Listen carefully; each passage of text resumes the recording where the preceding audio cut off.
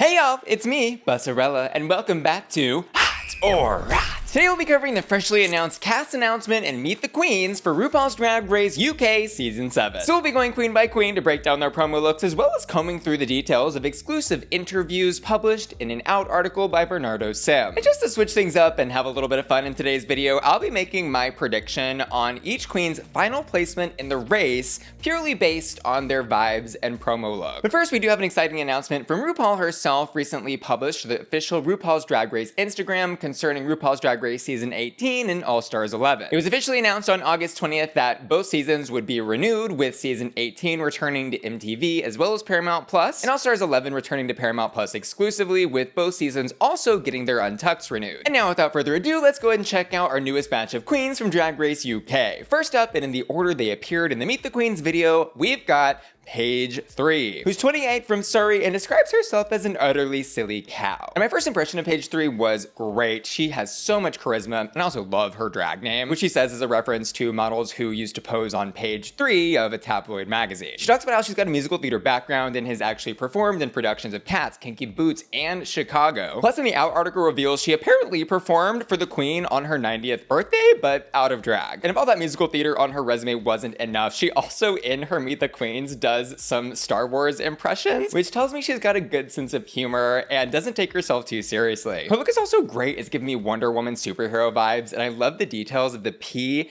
and the 3 on her biceps. Wait, I just got distracted on the camera. I think she looks absolutely beautiful in this. Her hair is great. She's giving me Womana. And I like how she's incorporated the butterfly wing detail on what appears to be a corset on her chest, which, by the way, I think the theme for this was like magical fairy tale or some sort of girly girl princess type of brief. And my official prediction for Paige 3's final placement in the race is gonna be top 3. I'm going big and bold and sticking true to her name. She is giving me all the charisma, uniqueness, nerve, and talent that it takes to be a winner. This look is absolutely hot.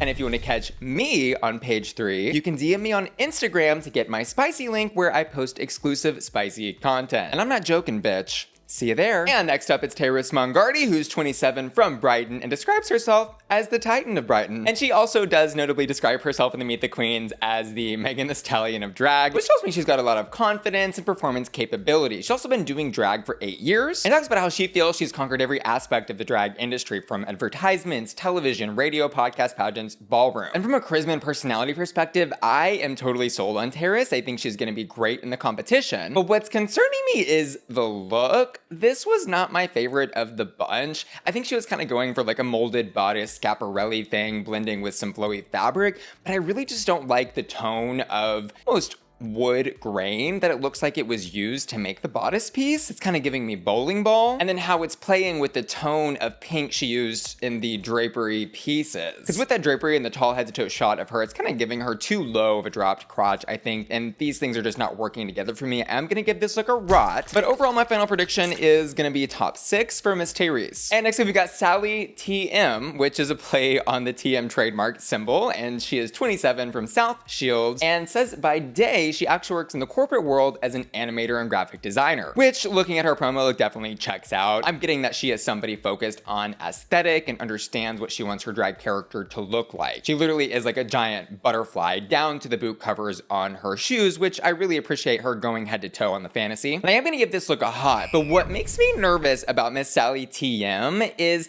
she says she's scared for any challenge where she has to move her body, which, like, hello, this is RuPaul's Drag Race, and at least half of it, if not more, is performance-based. Like, if you're scared to move your body, what are you gonna be doing for the lip syncs? What are you gonna be doing for the girl groups? What are you gonna be doing for the acting challenges, the musicals? I mean, literally any of it, even the runway. And I think any girl in a Meet the Queens promo who's saying outright they're scared or are showing a timid side to their personality may not have what it takes to go very far in RuPaul's Drag Race, because we know above all, RuPaul values confidence in what you do. And so unless she gets lucky with some early design challenges and ball RuPauls or something. I'm not having a great feeling about where she's gonna place, so I'm gonna say she's gonna be in 11th, which would be second out in this cast. And is it Halloween already? Because next up it's Bones, who's 25 from the UK and describes herself as the witchy boho queen of Soho, and also says she's been doing drag for 7 years. This is a queen who clearly understands her aesthetic, and I love that she incorporated her witchy and spooky Bones-ness into her promo look here. While everyone else is very frilly and pretty and girly, she is giving a darker side to this brief. And also even down to the little details in the makeup that she's done, like on her chin and then in her eyes. I mean, this is somebody who understands their aesthetic and I think is paying attention to those finer details, and that is something that can take you very far. I'm definitely gonna give this look a hot, but while I did get a confidence from Bones, I wasn't getting like an over-the-top type of personality like some of the other queens, which of course could mean two things. Either she's upset about her placement and was trying to hide that, or did really well and is trying to hide her excitement. I'm also feeling that because of her aesthetic, she could be a fan favorite. A lot of fan favorites are out in that like 5th or 6th place, so I'm gonna guess that she's gonna be 5th out in this season. And another reason I'm thinking that she may not make it to the final 3 or 4 is because last time we had a spooky queen, Miss Joe Black, on Drag Race UK, and also kind of charity case, it seemed like the judges just weren't really into that kind of fantasy for Drag Race UK, which overall seems to focus more on performance and camp. But next up, we've got Nyongbella, who's 25 from London, and oh my god, is somebody who immediately I fell in love with. Her personality is magnetic. She's got this really interesting voice that she talks about and plays with and does impressions with in the Meet the Queens, which I think would be really great for things like Snatch Game, acting challenges, or possibly even singing, even though she does say she spent 3 years in musical theater and learned she couldn't sing. But there's a lot going on with this queen. She's also beautiful. I love her outfit, the butterfly details in the costume. It's giving dancey, it's giving a little camp, it's also giving very pretty, and she is somebody who I think maybe can do it all. In this promo, she was beautiful, witty, and charming, which typically for Drag Race means you're gonna go far, so I'm gonna say Miss Nyongbella is gonna be in the top 4 of this season. And her look is obviously gorgeously hot. And next up it's Elle Vosque, who's 22 from Belfast and describes herself as the Belle of Belfast. And Miss Elle has been doing drag for 4 years, but says she's got the experience of some queens that have been doing it for 10. She talks about how she does it all: brunches, karaoke, murder mysteries, and there is a lot of big personality in this queen, but I do think the aesthetic is a little weaker when compared to some of the others. The what feels like random fabric draping across this nude illusioned rhinestone silhouette just isn't really giving me everything that I want from a magical fairy tale brief like this. It just feels a little basic and I think is lacking a bigger concept. And the hair feels really out of place to me. I'm not really sure if she was going for like a dream catcher kind of fantasy with the way it's all tied up in the middle of the circle on her head, but it does just feel very disjointed with everything else going on. So I'm gonna give this look a rot, but if she does have the talents to back up everything she says she can do, then I think she could last a little while in the race. I'm gonna guess she's gonna be going home about 3rd, which means my prediction for her is about 10th place in this race. And next up it's Pasty, not Patsy, not Pasty, who's 30 and from Cornwall. And she and her Meet the Queens talks about how she went viral a couple of years ago for a video she did where she revealed herself to be a sausage roll, which tells me she doesn't take herself too seriously and has a good sense of humor. And with her big campy personality, it does feel like she could last a little while on the race, especially in personality-based challenges, but may struggle in the aesthetic department. This is another look I'm gonna give a rot, and it's not because it's like a bad look, but just because I think it's a little uninspired. I am gonna guess though that Miss Pasty is gonna be landing herself in about 7th place in this cast, and I think she may struggle to go further than that because in the Out article, she even talks about how she's not a competitive queen, which again, in RuPaul's Drag Race is probably not a great indicator of where you're gonna place considering it as a competition. And next up it's Silllexa Diction, who's 26 from Leeds and describes herself as a silly, sexy Yorkshire girl. She's been doing drag for 7 years since she was 18 and then has been sewing, she says, for 3. And so this is somebody, should they do a design challenge this season, could do well in this department. She also talks about how she's 7'3" in drag and knows she can come off as intimidating, but describes herself as a very goofy queen nonetheless. She also talks about how she loves to exaggerate the female silhouette and how she has